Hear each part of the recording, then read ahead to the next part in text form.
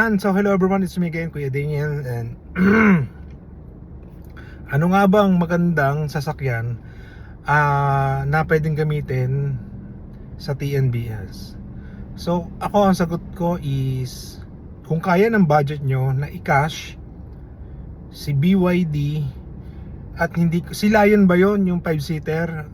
Correct me yung wrong na lang ha, hindi po yung maliit ha, Silva tawag doon. So hindi ako masyadong familiar sa product nila, pero syempre ang dami ko na nakikita sa kalsada. So bakit yun ang choice ko?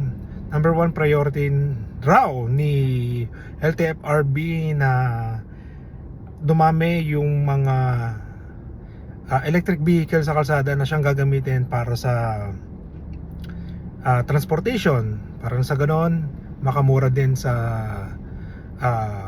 consumption ng gas, kasi nga electric na siya.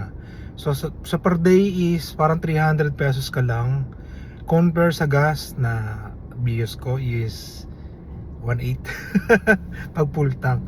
So yun po.